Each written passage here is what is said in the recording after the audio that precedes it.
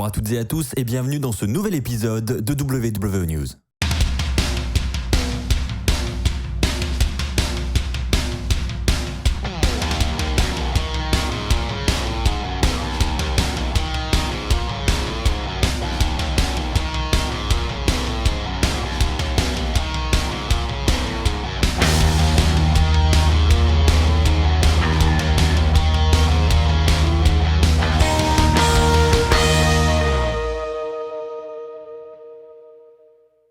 J'espère que vous allez tous très bien, on se retrouve pour un tout nouvel épisode de WWE News. Comme chaque semaine, je vais revenir avec vous sur les 4 news les plus importantes du moment.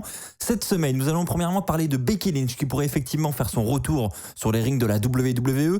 Je parlerai avec vous également de plusieurs concepts qui pourraient revenir d'ici la fin de l'année, voire début 2022, nous allons y revenir. Je parlerai également de Big E qui lui pourrait être poussé vers les sommets de la WWE d'ici quelques mois, on va en reparler. Et enfin, pour terminer, je vous parlerai de Edge qui lui aussi a un gros match de prévu pour SummerSlam. Commençons par Becky Lynch. Vous le savez, ça fait un petit peu plus d'1 an qu'elle est absente. Évidemment, son retour est très attendu par les fans de la WWE. Et c'est vrai qu'à l'approche du retour des fans dans les arènes, on parle de mi-juillet, évidemment le retour de Becky Lynch se fait sentir et il se confirme de plus en plus puisque en effet, l'ancienne championne féminine de Raw était présente au Performance Center de la WWE, le centre d'entraînement de la WWE, cette semaine pour justement reprendre son entraînement. Donc ça veut quand même dire que Becky Lynch s'apprête à retourner sur les rings très bientôt. Elle veut retrouver une grande forme avant de remonter sur les rings et donc ça passe par la case Performance Center. Maintenant, quand va revenir Becky Lynch? Là, je n'ai pas l'information. Maintenant, comme je viens de vous le dire, évidemment, si elle commence à s'entraîner maintenant au Performance Center, c'est que son retour approche, ce sera dans les prochaines semaines. Et je pense que effectivement, le retour des fans serait le bon moment pour programmer le retour de Becky Lynch, puisque évidemment, imaginez la grosse ovation que va recevoir Becky Lynch pour son retour s'il a lieu devant des fans. On va pas se mentir, ça risque d'être quand même beaucoup plus mémorable que dans le Thunderdome. Autre petite précision, Becky Lynch était présente dans les coulisses de Hell in a Cell lors du dernier pay-per-view de la WWE. Alors c'était peut-être justement pour rencontrer les scénaristes, pour commencer à préparer son retour. On ne connaît pas les raisons de sa présence, mais en tout cas, sachez qu'elle était bien présente en coulisses à Hell in a Cell. Les amis, on va passer à une news qui me réjouit beaucoup personnellement, c'est le retour de plusieurs concepts à la WWE. Alors j'en ai parlé dans l'intro avec vous très brièvement.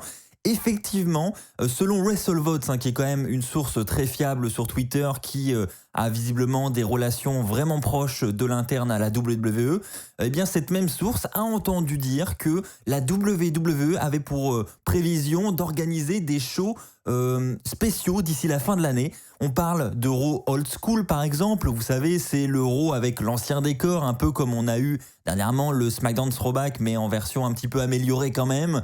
Le logo de Raw géant dans l'entrée à l'ancienne, avec les jupes de ring, les arbitres, la table des commentateurs, où tout est modifié et où on a l'impression de se retrouver dans les années 90. Il y aurait également le tournoi du King of the Ring, qui est quand même l'un des tournois légendaires de la WWE, et c'est vrai que dans l'ère moderne, on n'a pas eu tant de tournois que ça, malheureusement. Donc je trouve que c'est une bonne idée de le ramener, parce que ça peut être bien utilisé, et ça peut amener un concept sympa chaque année, si évidemment il était de retour de manière annuelle, ce qui n'est pas le cas pour l'instant, c'est très aléatoire.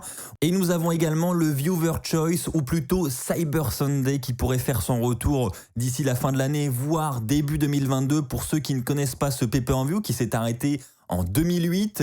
Il s'agit d'un pay-per-view où le public, les fans ont le pouvoir. C'est eux qui votent via Internet ou via leur téléphone portable. Alors ça peut être un vote soit pour déterminer l'adversaire d'un catcheur pour le pay-per-view, ça peut être un vote pour choisir une stipulation pour un match donné, ça peut être un vote également pour choisir un arbitre spécial. Vous l'aurez compris, il s'agit d'un pay-per-view où les fans ont le pouvoir et ça peut vraiment être très intéressant. Enfin moi je sais qu'à l'époque j'aimais beaucoup ces pay-per-view de Taboo Tuesday ou de Cyber Sunday qui étaient justement le pay-per-view type de ce genre de concept.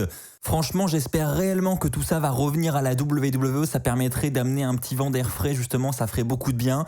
Donc, je récapitule avec vous. On parle d'un Raw Old School, on parle du retour du King of the Ring et on parle peut-être également du retour d'un pay-per-view comme Cyber Sunday où les fans ont le pouvoir. Les amis, nous allons continuer du côté de WrestleVotes qui a communiqué pas mal d'informations cette semaine et il nous parle également de Big E. Alors vous ne le savez peut-être pas, mais la WWE prévoit sa prochaine draft pour cet été, juste après SummerSlam. Donc la draft, pour ceux qui ne connaissent pas, c'est des superstars de Raw qui peuvent être transférés à SmackDown et inversement. On a même parfois des catcheurs de la NXT qui émergent dans l'un des deux shows principaux.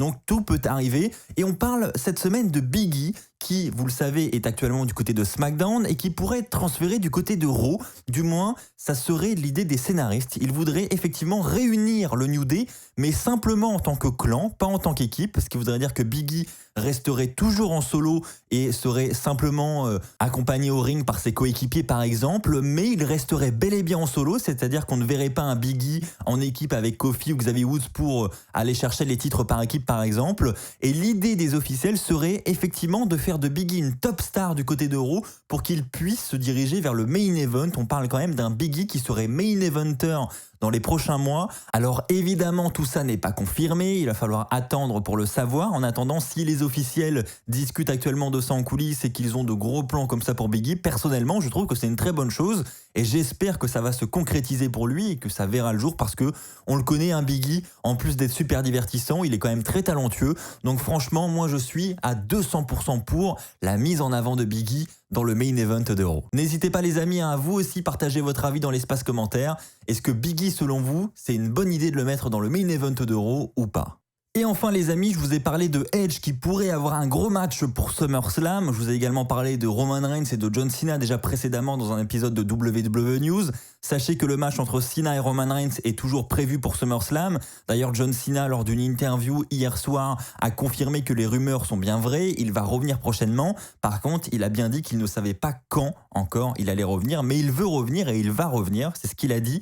Ces mots sont sortis de sa bouche.